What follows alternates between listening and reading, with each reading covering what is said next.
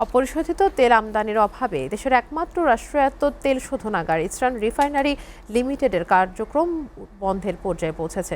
Eastern রিফাইনারির পরিশোধন কার্যক্রম বর্তমানে ডেড স্টক দিয়ে চালু রাখা হয়েছে। এদিকে সরকার বিকল্প উপায়ে সৌদি আরবের কাছ থেকে 1 লাখ টন ক্রুড অয়েল কেনার জন্য ঋণ চুক্তি করেছে।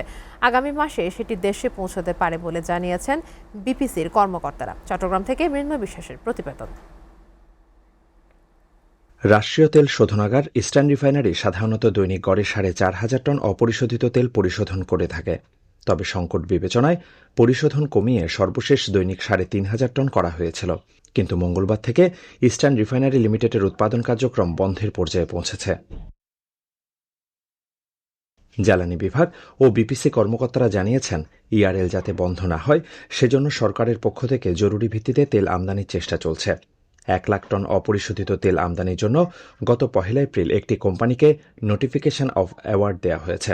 ক্যাবিনেটে একটা সিদ্ধান্তের জন্য পাঠিয়েছিলাম, সেটা অনুমোদনও হয়েছে যে এই ক্রুড অয়েলটা দিয়ে আমরা যদি এই 8 দিনের জন্য আগেই একটা ক্রুড অয়েলের কার্গো নিয়ে আসতে পারি, তাহলে রিফাইনারিটাকে আমাদের সচল রাখা যাবে। তো সেই প্রচেষ্টাটা আমাদের অব্যাহত আছে। বিকল্প অন্য বন্দর ব্যবহার করে আনতে হবে আর কি। সৌদি আরবেরই কিছু বন্দর আছে যেখান থেকে আনতে পারলে হরমুজটাকে অ্যাভয়েড করা যাবে। ইআরএল সাময়িকভাবে বন্ধ হলেও দেশে জ্বালানি তেলের সরবরাহে বড় কোনো সংকটের আশঙ্কা নেই বলে মনে করছেন বিশেষজ্ঞরা। তবে ইআরএল মূলত অ্যারাবিয়ান লাইট ক্রুড ও মারবান ক্রুড পরিশোধন করে, তাই এর বিকল্প খুঁজে পাওয়াটা বাংলাদেশের জন্য সহজ হবে না। আমাদের ইস্টার্ন রিফাইনারি কিন্তু মধ্যপ্রাচ্যের ক্রুড ছাড়া অন্য কোনো ক্রুড কিন্তু প্রসেস করতে পারে না।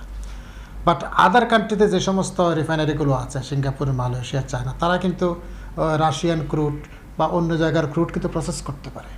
তারা কিন্তু তাদের জন্য ক্রুড অয়েলের বিকল্প অ্যারেঞ্জ করাটা সহজ। দেশে সর্বশেষ অপরিশোধিত তেলের চালান এসেছিল গত 18 ফেব্রুয়ারি। সৌদি আরব ও সংযুক্ত আরব আমিরাত থেকে মার্চ মাসে 2 লাখ টন তেল আসার কথা থাকলেও যুদ্ধের কারণে তা পৌঁছায়নি। মৃন্ময় বিশ্বাস, এসএটিভি, চট্টগ্রাম।